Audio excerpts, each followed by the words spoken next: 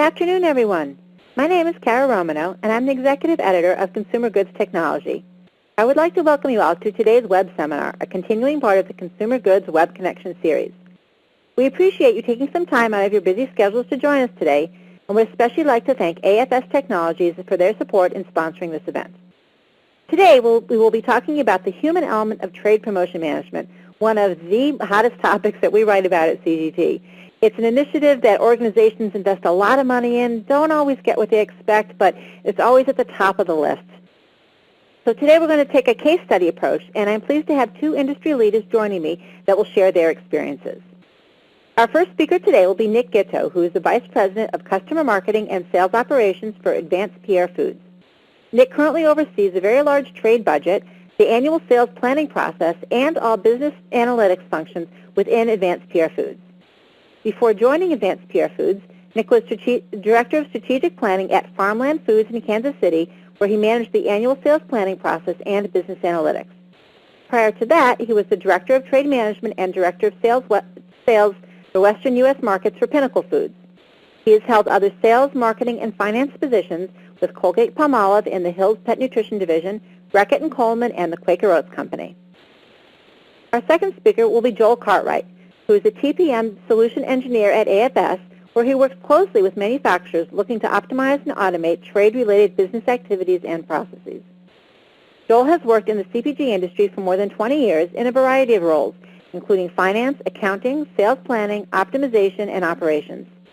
He supported some of the world's leading companies such as Sara Lee, Sunny Delight, and Kimberly-Clark. Since 2008, Joel has focused on the TPM software space, overseeing implementation services, product management, and solution engineering. As with all of our events, one of our goals is to make them as interactive as possible and to get as much feedback from you throughout. So please notice the Q&A function at the left side below the presenter headshots. If you have questions of the speakers throughout the webinar, please go ahead and enter them here. The slides that we'll be using today can be downloaded from the Event Resources Center in this same area, and a replay will be available on our website for many platforms, including smartphones and tablets. So, right before we dive in here into the case studies, I first just want to share the results of some recent research that CGT conducted with AFS in December of 2015, just to help set the stage a little bit. So the first thing I want to look at is who's actually using these systems, and as to be expected, sales is the #1 user. And we're going to talk a little bit today about how to engage sales and how to make sure that they really have some ownership of the system and that the adoption rates are where you expect them to be. We then took a look at the effectiveness of those solutions themselves, and all of this research, by the way, is available on our website. And unfortunately, nobody rated their own systems excellent, which it wasn't a total shock, but I was still disappointed. So most people rated their systems average. So that was the usage that we were expecting. And then we said, okay, well, how are some of the better companies doing this? How are some of the bigger companies maybe doing it? Is it different? So we took a look at smaller companies versus larger companies and used that 1 billion mark as the dividing line. And what we found out was that smaller companies have far less IT involvement in the TPM implementation and just general running than larger companies. You can see there's kind of a substantial difference. And one of the things that we decided to then look at was, okay, once we understand that the IT involvement is different, how did those companies rate their effectiveness? Because we looked on the prior slide, and there was a lot of kind of unsatisfied of users. So this was one of the slides that the conclusions that we came to from this report, and that is when IT is more involved, the effectiveness goes up, and users tend to get more out of the system, and the usage goes up. So this was something that I think we all kind of think inherently may be true, but this was one of the first times that I'd actually seen some quantitative data to really prove it out. So with that in mind, I want to move over to our case studies, and I've set you up pretty good here, Nick. So I'm going to hand the floor over to Nick from AdvancePierre Foods, who's going to walk us through their case study of really how they re-engineered and implemented their trade management process. Go ahead, Nick. The floor is yours. Thank you. Thanks for inviting me to the call. What I'm going to go through is really about an 18-month process that started when I got hired middle of 2013, and I'll take you through the steps of how it transformed. I want to first take a look at our company history. I'm not sure if everyone knows who AdvancePierre Foods is, but I'll take you through that. I'll take you through the trade management situation when I arrived, what we went through from a re-engineering standpoint, training, driving accountability across the company, reporting and scorecarding, and then the achievements or results. So first, who are we? AdvancePierre Foods, as you look at this timeline, is a number of different companies merged together with all complementary brands. The keynotes are in 2008, summer of 2008, Pierre Foods, who had joined all the other companies together, Pierre, Stakey's, Arctic, etc., was purchased by Oak Tree Capital, who are still our owners. In 2010, they re-engineered the company to the AdvancePierre umbrella. Since that point, they've purchased Barber Foods, which is a brand of stuffed chicken breast products, in 2011. We currently have 2 purchases on right now. We've closed with Landshire Brands in January, so in the last 30 days, we bought the Landshire company, and then we're pending a close in May with a Better Bakery, a group of high-end sandwiches. So as you can see, the company has been brought together by buying multiple small companies together. There's a benefit and there's a downside to that. So from a standpoint of who we are, we're essentially a center-plate protein company or sandwich experts. All of the businesses that we manage are either protein or sandwiches. We're making great tasting food solutions across retail, food service, and convenience. And our key ingredient is, we exceed expectations on the products that we produce. And lastly, we listen. We do a lot of customization work across all the businesses and channels we manage in. From a trade management situation, kind of a funny slide, but it's very true. When I got here, there was a lot of chaos. They had multiple systems. I'll take you through what the problems were, but lots of chaos across the organization. As I said earlier, the company was brought together by bringing multiple smaller companies in. They had numerous trade management systems, one for convenience, one for food service, 3 different ones for retail. We had an outdated IT infrastructure and very little IT integration. We had a lot of IT back-end issues with merging SKUs from all these different companies. A lot of data integrity issues with the merging of all these different companies. And then lastly, I think most importantly, the staff was really poorly suited and trained to manage the complexity of a multi-billion-dollar company and a multi-million-dollar trade budget.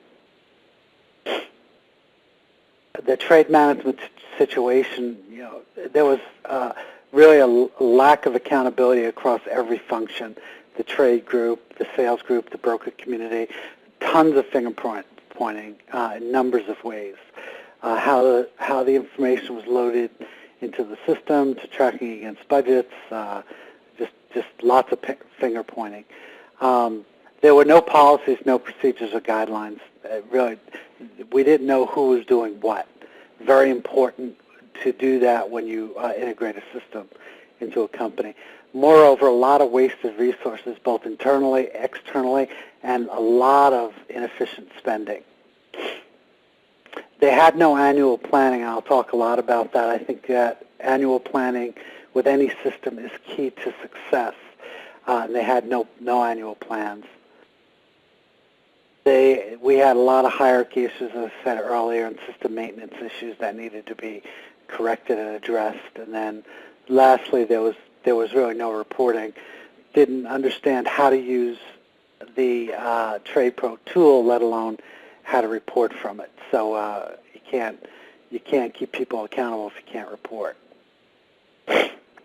So when I came in, I realized all these things were happening and was brought in to help re-engineer the process. So I really went through a number of steps. First thing I did was I stopped and said, all right, the full plans for the year were not loaded in the system, and you cannot have a good point of reference unless you have a full plan loaded in the system. So I stopped approval of all incremental funds and mandated that we get a handle on the trade spend situation. Mandated that all of the confirmed deals and planned deals with our customers get loaded into the trade post system. Very important, because then you can do extractions out of the system and you could start to develop some reporting. Once your reporting's in place, you can look at how your plans are rolling up against what you budgeted. Okay, and that's the main reason why, from an annual planning process, it's so important. Then we address spending issues across the territories, brokers, customers, brands, every way you possibly can think about it. We had to address where the spending issues are and what we could do about it. Once that was all done, we had a handle on the current year. The next was really to start understanding and do a process assessment. Do we have the right staff? Are we using TradePro correctly? S&OP is an important component of it. How is annual planning integrated into it? Deduction management, etc. So we went through a very rigorous process of looking at each one of these things independently and came out with a re-engineered process. We hired and realigned the entire staff to the field, and I'll take you through how we did that. We published guidelines on who does what, both for the sales group and for the brokers, so everybody understood who was doing what. We developed an S&OP process. I'll take you through that.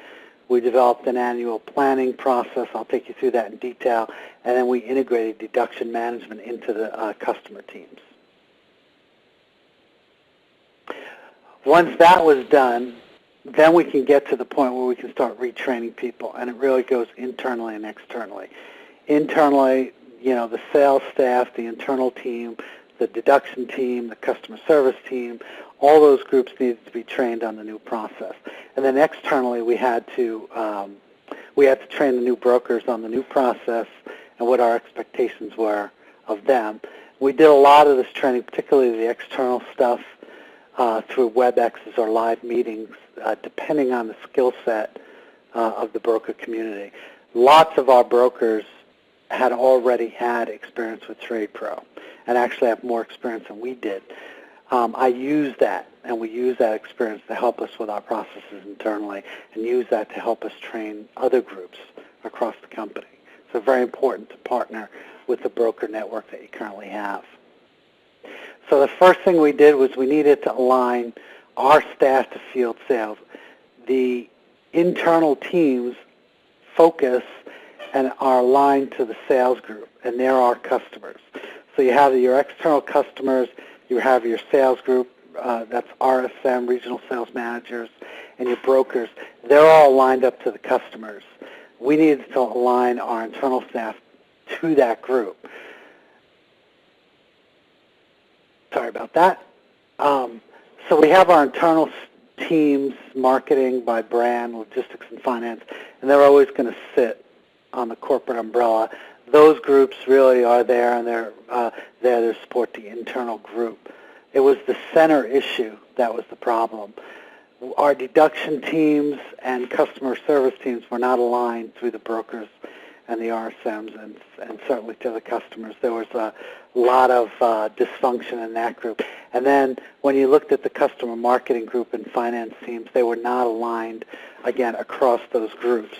So from an accountability standpoint, it was very difficult to hold our RSMs, our brokers, deduction people, the customer service teams, along with the customer marketing finance groups, aligned together because they weren't functioning as one.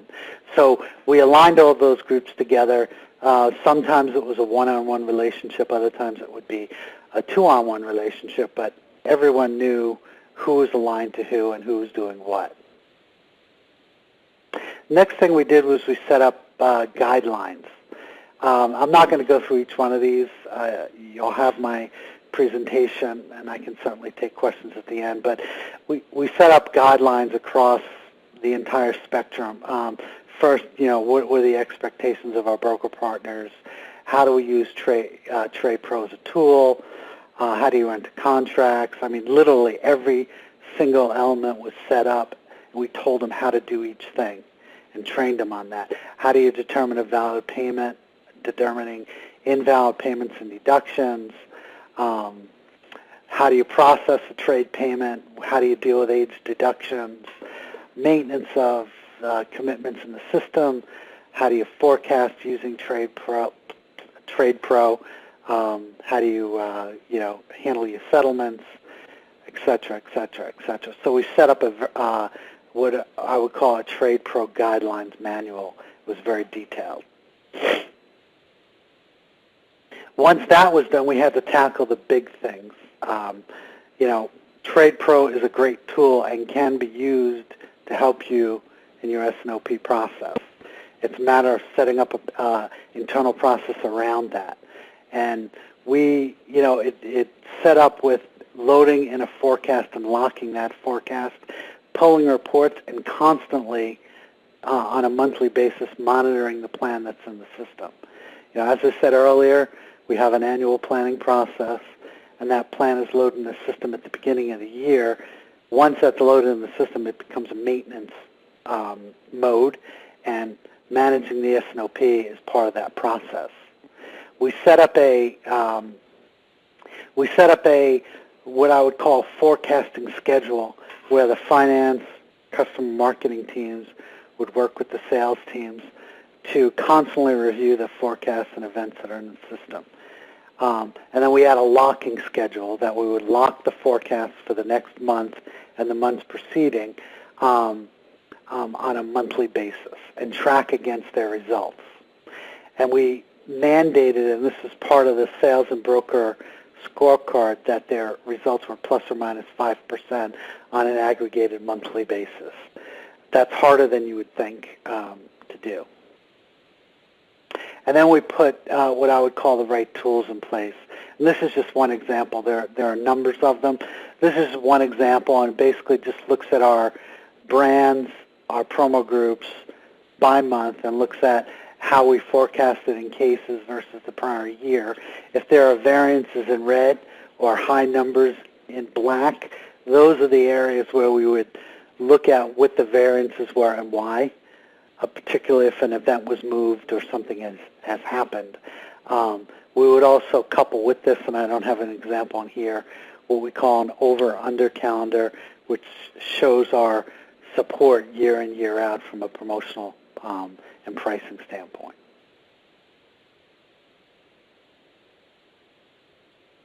I think one of the most critical pieces to this is the annual planning process, and this is the kind of process we use.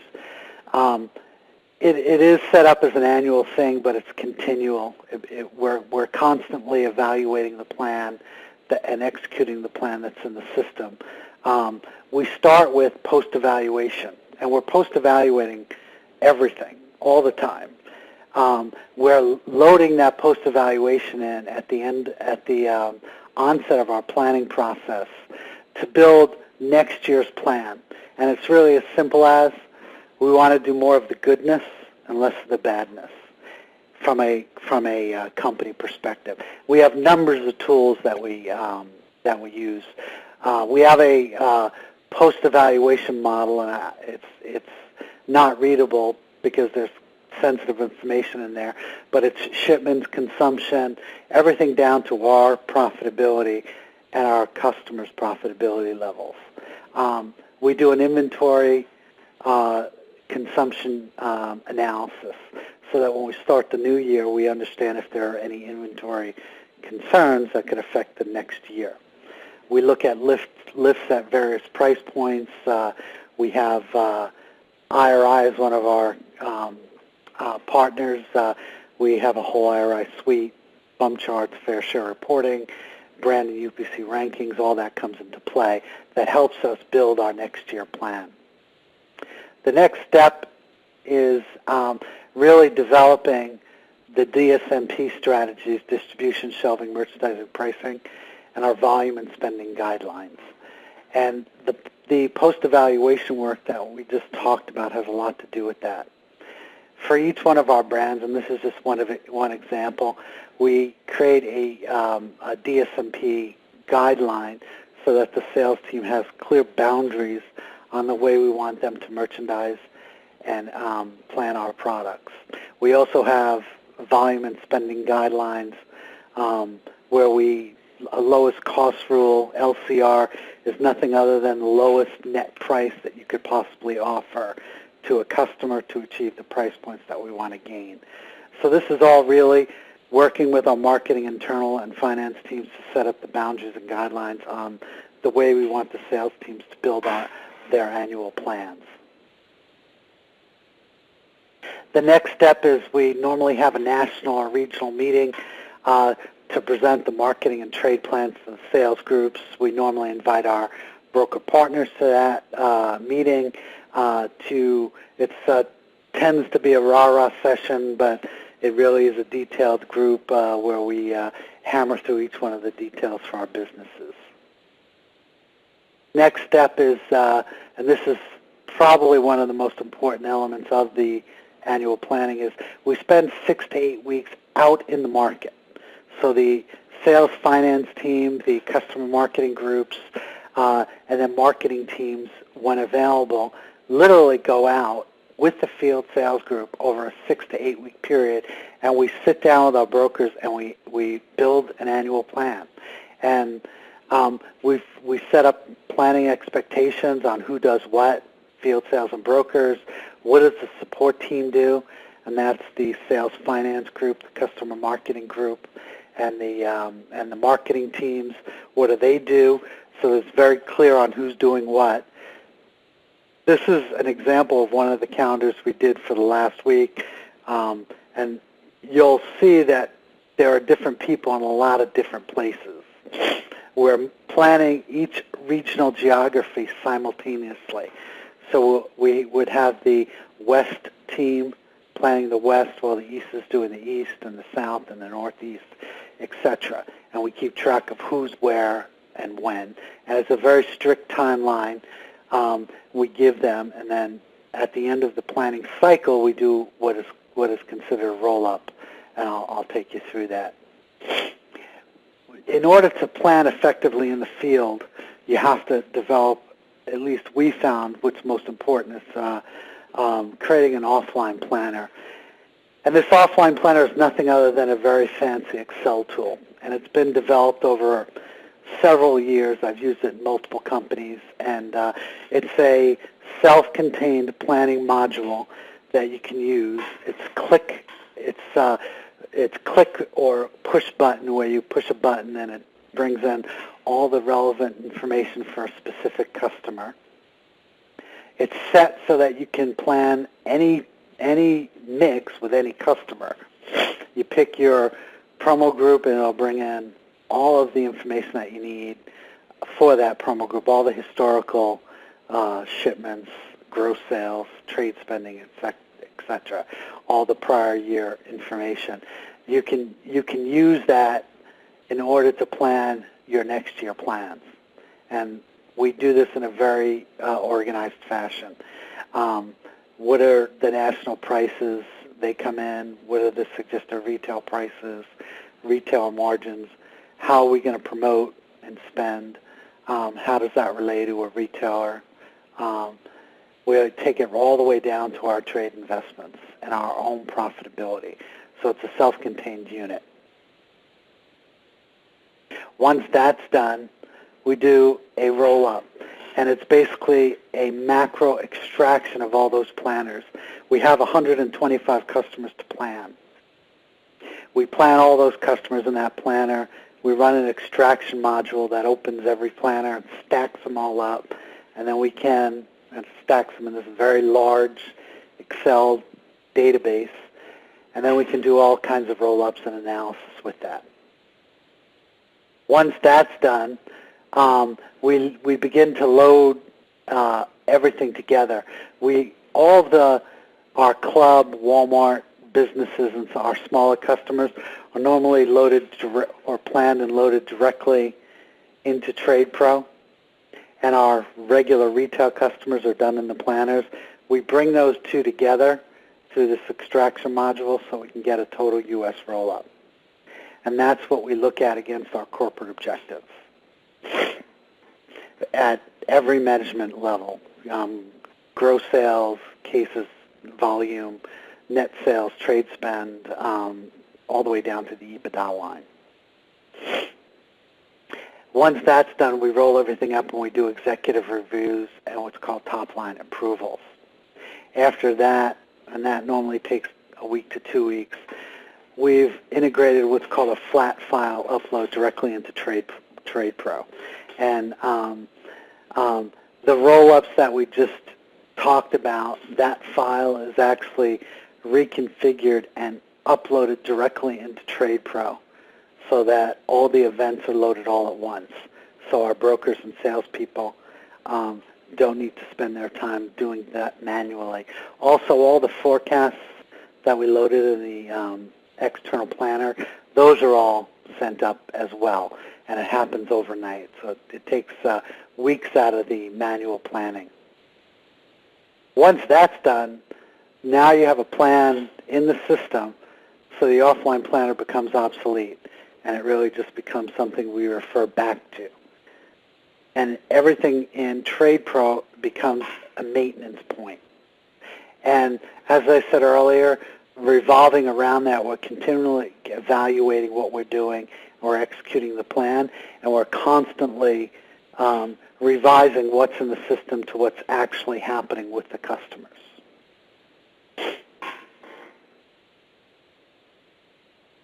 Once we did all that re-engineering and all that process work, we went out on we went out with our sales and broker community to do training. And what we did is we did an assessment of where the brokers were from a training need. So we did a skill assessment. Then what we did is set up, if you will, by broker, and this is just a snapshot of what we did, but we set up by broker and salesperson whether we were going to go out and train them because they needed extensive work, or we were going to just do a WebEx to kind of review guidelines, or whether they didn't need it at all. And when we went out there, we brought our trades fund management policies and procedures binder, and this thing is 30 odd pages in a Word document, so very, very detailed. And we went through this line by line with our broker community. The next thing we had to do is drive accountability. I said earlier that there was a lot of chaos and confusion and a lot of finger pointing. Well, that doesn't work. That's a setup for disaster. So we had to really drive the right accountability down. First thing we did was there were some mandates. We mandated that all those plans needed to be in the system and plan status at the beginning of the year so we can get a good perspective on the financial situation of the plan. Once that was all done, we moved things to committed status on an ongoing basis. We set up a 30-day window when they needed to set up and start the promotions so they properly accrued. So we laid out everything that they would need to do from an internal accountability standpoint. Then we also set expectations of our broker partners, and we set those expectations up at all levels, because you're not just dealing with one person at the broker. At the senior management level, at the business manager role, that's the person who's actively involved with your business, but they have an assistant who normally does the work in TradePro. And then you also have coordinators that normally deal with deduction management, customer service.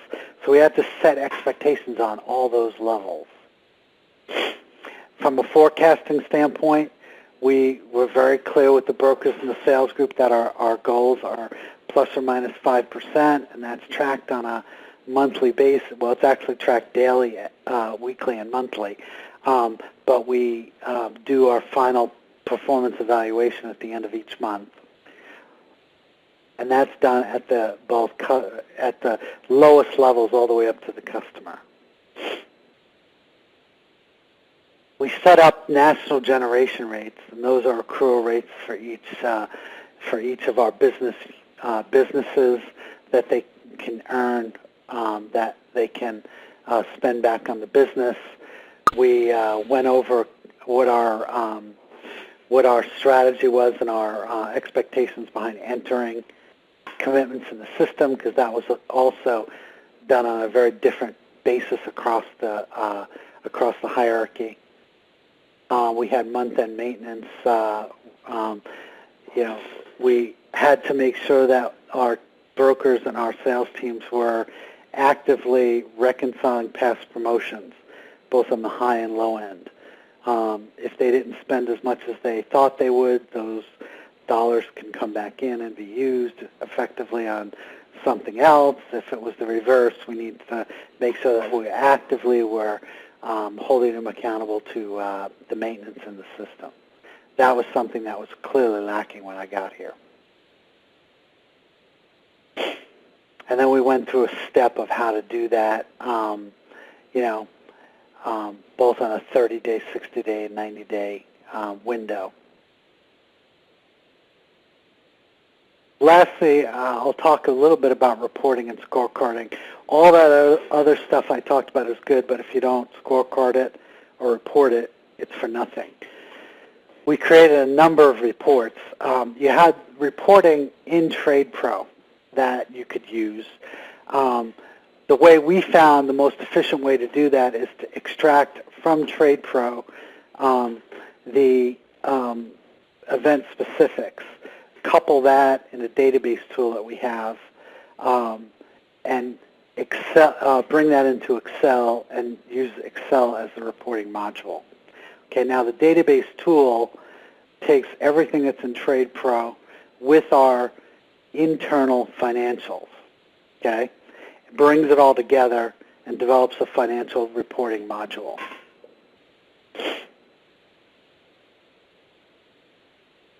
We try to have a balanced scorecard behind the financials, sales, spending, deductions, the customer, what's going on, merchandising, pricing, distribution, new items, acceptance, and then forecast accuracy. From a financial perspective, we're really looking at what we think are the most key measures: gross sales, spending. We do pounds and cases, obviously. We look at distribution, new item acceptance. You can get that out of TradePro. And then all the spending guidelines. We look at it monthly, quarterly, and beyond. Some of our examples, again, we work from the highest level down to the lowest. So brand, customer, promo group, SKU. These are just two examples of the way we analyze it, but the reports are set up in pivot table format, so you can easily work up and down the hierarchy if you wanted to. We have broker and customer scorecards, and they're easily used with drop-down menus, and you can see some of the measures we use. And then we have broker and brand, again, easily used. You can hit the arrows on top and the filters, and it'll allow you to identify this for any group or customer. Then we also have an executive scoreboard that we do for our internal folks that track against their key performance indicators.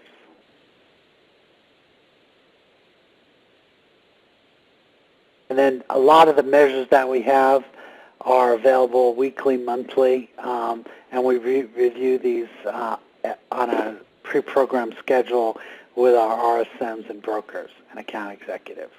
There's a monthly scorecard, quarterly, and annual scorecard that we publish on a monthly basis. The last is, with all this work that's been done, what are the results, right?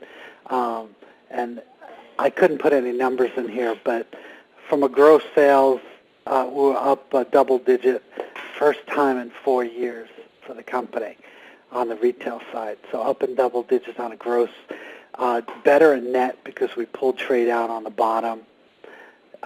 Trade spending was down 20% versus a year ago while growing sales both on a net and gross basis. And then trade spend as a percent of sales was reduced by 30%. Easy to pull dollars out, but if you don't grow at the same pace, then what are you doing it for? So we reduced trade, and that's, from my perspective, the most important measure is trade as a percent of sales. If you're bringing that down on a consistent basis, that's the true measure. And then consumption dollars were up about 5% for that latest period. So very, very strong results attached to it. That's all I had. I want to thank you for inviting me here. I believe we're going to entertain questions at the end of the session. Right. I've got one for you now, Nick, though. Really, really impressive results. You guys obviously did a ton of work. One of the things that I wanted to ask you, though, up front, we hear a lot about TPM implementations and a lot of case studies, and you spent more time on the planning process than I think I've ever heard before. And obviously the results show why.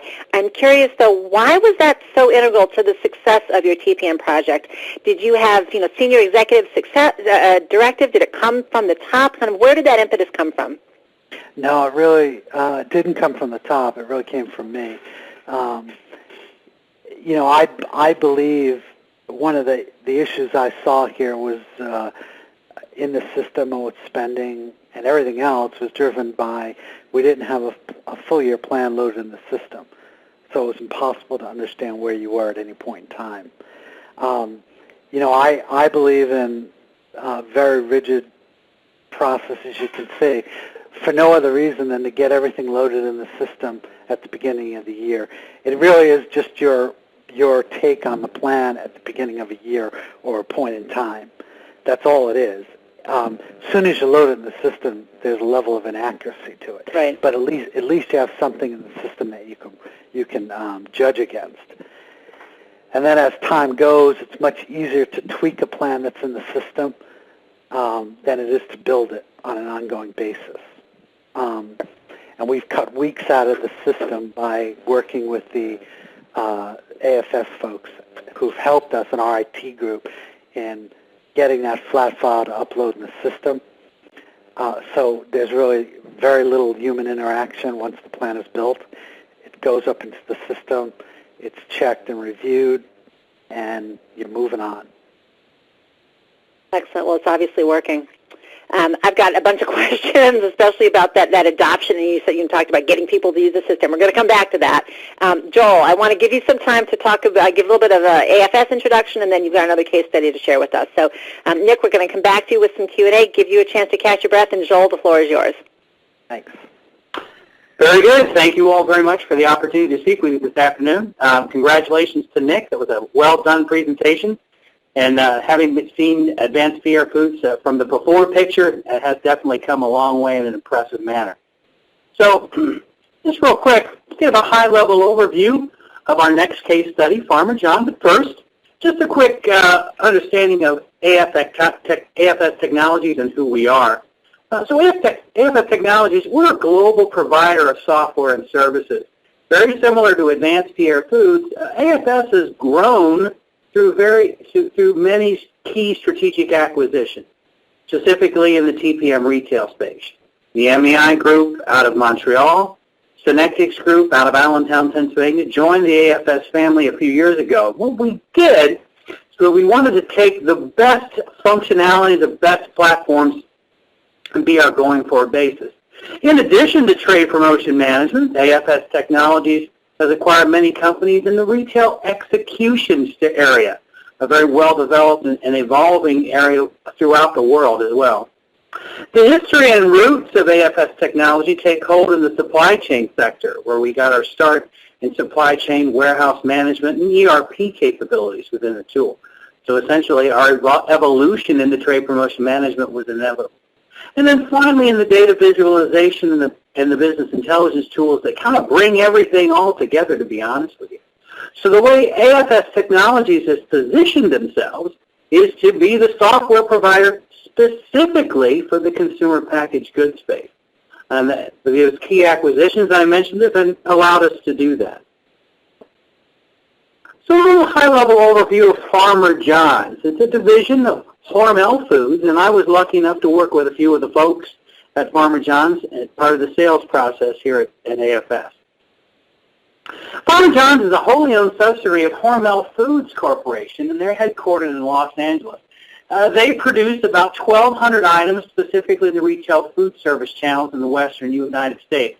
If you've ever been to Dodger Stadium, then you've had a Farmer John Dodger dog, and there are many products that are marketed under the Farmer John brand. The company itself employs about 1,500 people in Southern California. And working with Farmer John's, it's a very traditional company to customers who come with us and come on board as clients. They're in that first stage of their evolution in trade promotion management. You got to get their hands around the plan, which Nick talked about. Getting your hands around the plan and understanding what that plan is and getting specific processes around it. And one of the first things they had to do is overcome a challenge with their manual trade spend process, tracking a lot of trade activity on individual spreadsheets. So there's a spreadsheet here, a spreadsheet there. And again, it's one of the first things that we do and tell our clients when they're going on the system, that we can put one plan in one place and put that plan out in front of everybody for the entire year to compare objectives, compare forecasts, spending, and so forth. And specifically related to forecasting, they needed the ability, Farmer John's, to have a more accurate forecast for productivity and demand, being in a quick turn category as well as in a commodity sensitive category. The manual efforts of syncing up that forecast data into the demand system was challenging, as well as into the accounting system as well. As always, the first thing that customers ask, I have a limited analytics and forecasting capability. I don't understand how to analyze my system. I think I know what to do, but I need reports to help me. And a lot of our clients, when they first go on the tool, they need kind of canned reports to get them started to understand what that means. And then they evolve around their business needs. So it allows the system to evolve the business needs from a reporting and analytics standpoint. So a lot of the times it's getting your hands around the manual trade spend process and getting that automated into one system. What happened? Well, we had to reinvent the trade promotion process. When implementing a tool like this in the trade software system, the first thing we want to do is you have to evaluate all your business processes, every step. And as Nick talked about in his presentation, not only did he evaluate them, he had to document everything. The documentation was to document for training purposes, as well as to make sure everybody's on the same page on how we're going to look at this business. It added the automation of the trade promotion management tool in the retail space. We're automating the process, annual planning, deployment, execution, settlement. All is controlled in one place. Everything is maintained in one area. And specifically, setting up the reporting goals that are necessary within the system. What do we want to look at? How often do we want to evaluate our business? Monthly, quarterly, annually. So automating that process, so as we've talked about in the beginning, the folks in the field are able to see and manage their business. So we had to reinvent the trade promotion process. But it ultimately comes down to reporting. Reporting needed to be forecasting that had easy access to all the analytics. So the reports had to have the ability to forecast and have easy access to the analytics behind the forecast. So let's face it, the forecast is only as good as the hand putting it in the system. There is no simple button to put that in there, but if you're giving the end user in the field specific key measures in analytics, what did we do last year? What was the volume coming out of this event? What was the price point? What was base versus incremental during this period? We're running essentially the same promotional activity in that time period, so there's nothing indicative of me of not inputting that forecast. So putting in the specific analytics necessary to give the user the ability to input an accurate forecast. Forecast accuracy, the first measure. What's a accurate forecast? Typically what we say is plus or minus 4 to 5% of actual results. What it does is you need to feel to have an instant snapshot of trade spend commitments, because it first starts with volume The second component is the spending. How much is it going to cost me to run this event? You know, I can sell hot dogs at $1 a pack and they'll fly off the shelves, but I'm not going to make a lot of money on that. So we need to understand the commitment. And it's not only the commitment in relation to the price point, but it's a combination of all the merchandising events coinciding with that event at store. So it's not only the price at shelf, but it's the feature display, the ads, the point-of-sale consumption data events.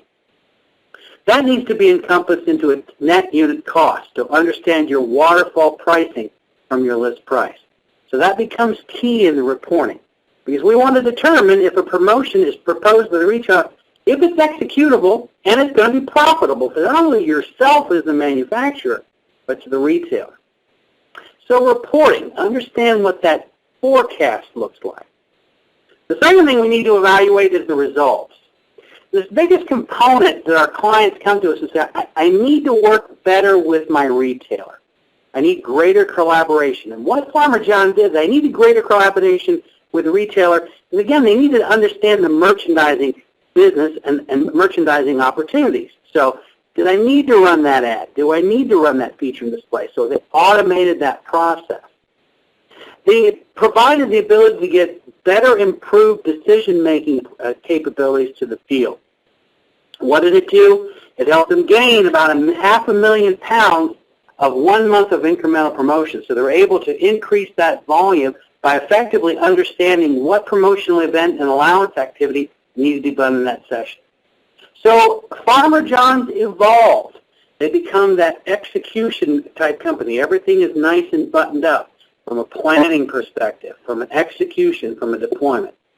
Now Farmer John's is getting ready to evolve to the next step with it, the optimization piece. How can I run a better plan and get more blood out of that trade marketing dollar? So I gave a quick overview. We wanted to allow a lot of time or some time from Q&A to talk specifically with Nick and his great presentation. So I appreciate the time today. I kind of went a little fast, but I wanted to make sure that we had a good Q&A session. So thank you for the opportunity, and I'll turn it back over to Kara. Great. Thank you, Joel. I had one quick question. That first bullet there has me really intrigued on your last slide. Can you provide some more details on what information they were able to use to build the collaboration with the retailers? Tell us a little bit more about how that worked. Absolutely. What they were able to do is to see how merchandising events were affected with the consumption data in combination with other price points. So they were able to look and say, all right, here's a feature and display event that we ran coinciding with a $2.99 price point. I really didn't need to run that feature and display for a first couple of weeks. So I was able to go, they were able to go back to the retailer and say, hey, you know, I don't need to be participating in this feature, or maybe I can just get a display in the end of the aisle. So it's really collaborating back with the retailer, understanding what merchandising events I had to, could maybe potentially stay out of to keep and still keep my volume up as a category cap. So really that's the collaboration with the retailer. What tactics to run and when. Okay, perfect. Thank you. Okay, I want to bring Nick back into this conversation. We have a ton of questions that are coming in, and some of them are just really about the governance. So how many new staff members did you have to hire? What skills did they have? You know, what were some of the really keys to your success? We had to double the staff. Actually, yeah. It's even more than that now.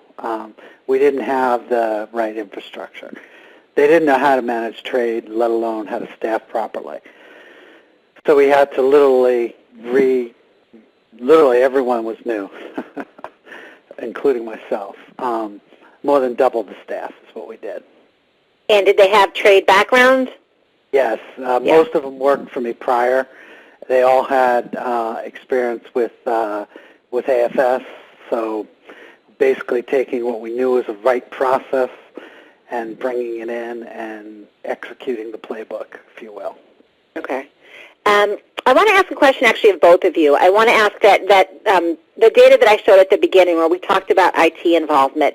So, Nick, I want to start with you. How involved was IT, and do you think it made a difference like that chart showed? And then, Joel, I'm curious about your perspective coming from the vendor side. So, Nick, you first. How involved was IT?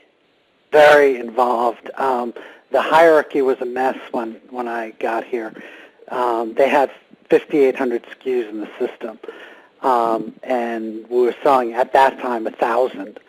So it was just a mess. The hierarchy to find something was enormously complex.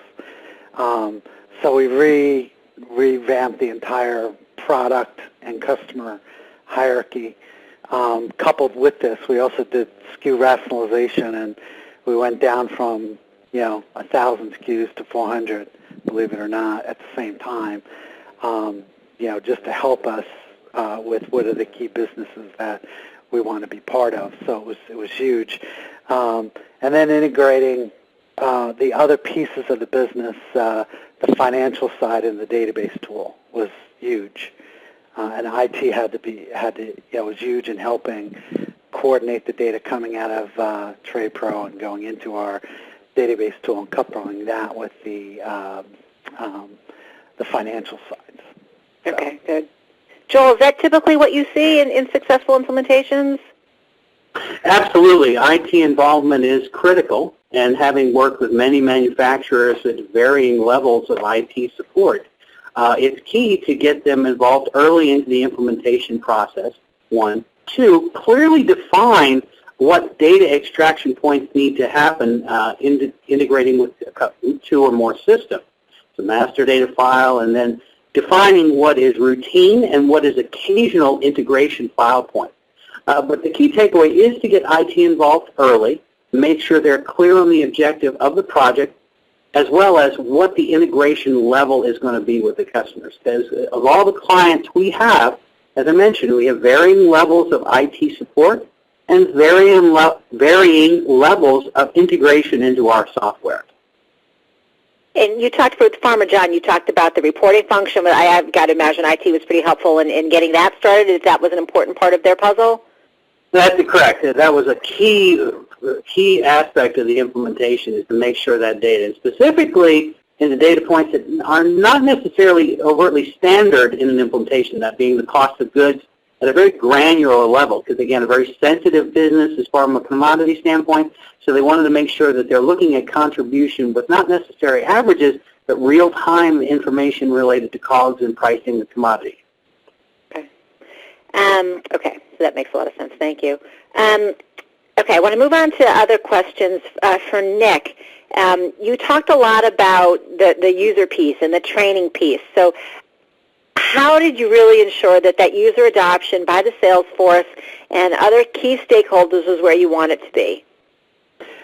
Well, with the sales group, I almost demanded when I got here that the sales group was being charged with most of their bonuses on net sales, which masks trade.